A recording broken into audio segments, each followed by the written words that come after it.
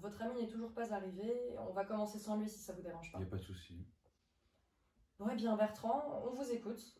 Racontez-nous donc ce qui vous est arrivé. Eh bien, ça a commencé il y a tout juste une semaine. Mon ami et moi devions nous rendre chez un ami. Il était 9 heures du matin et nous avions décidé d'y aller à pied, notre ami habitant pas très loin.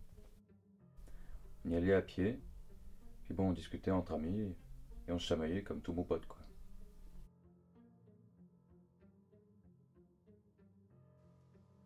Donc ce jour-là, vous étiez sobre. Vous, ainsi que votre ami, puisque vous veniez de prendre la route. C'est exactement ça, oui. Et bon, comme je vous le disais, on marchait tranquillement, on montait la côte que je vous ai montré tout à l'heure, tout ça, là. Au bout d'un moment, je refais mon lacet. Retenez bien ça.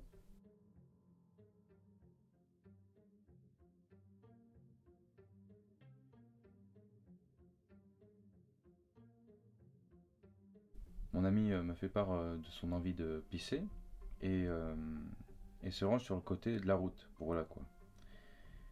Et au moment même où il m'en parle, mon corps s'est stoppé net et je me suis mis à revivre les 15 dernières secondes.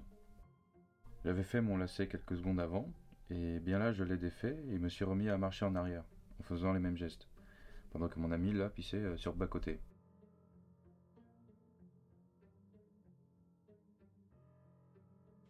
Et quelle a été votre réaction?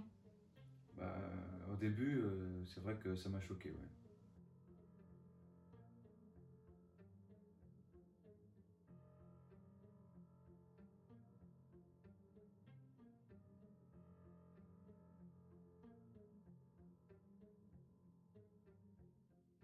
J'ai couru vers mon ami qui, bien sûr, ne m'a pas cru au début. Faut dire qu'il pensait que je me moquais de lui. Il a vécu il y a quelques mois un emprisonnement spatial, je ne sais quoi, il était coincé et il pouvait pas sortir de sa prison.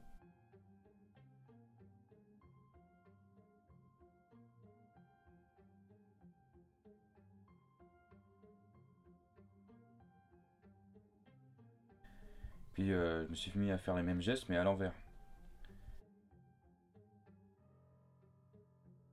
Et c'est là que... voilà quoi.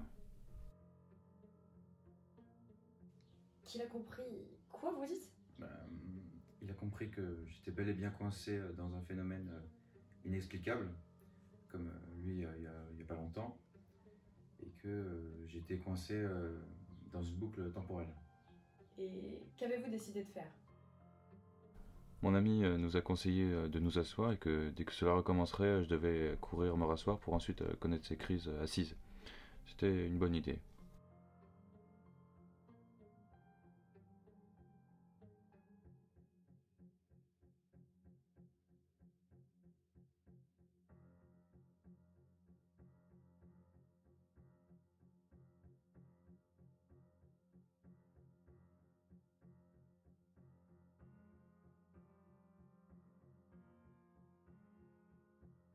Une fois en sécurité assis par terre, il m'a posé des questions, savoir si cela m'impactait psychologiquement et si je me rappelais ce qui se passait lorsque je vivais ça. Et que lui aviez-vous répondu? Que cela ne m'impactait que physiquement, que ça me fatiguait, que je me rappelais à chaque instant, donc ma conscience ne revenait pas en arrière comme mon corps. C'est là qu'il a pensé qu'il fallait que je m'endorme, car son expérience spatiale a cessé dès qu'il s'assoupit de fatigue. J'ai donc tenté de me reposer sur le côté de la route et lui me surveillait.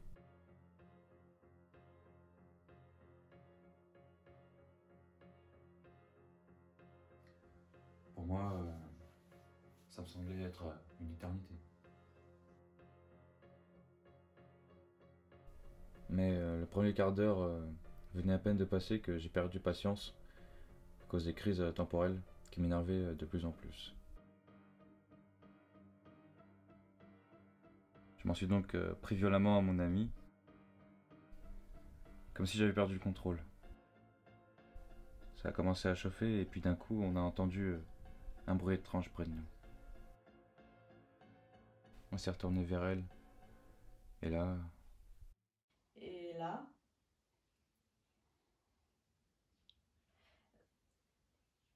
Vous aviez vu une chose, votre ami en a parlé. À quoi ressemblait cette chose?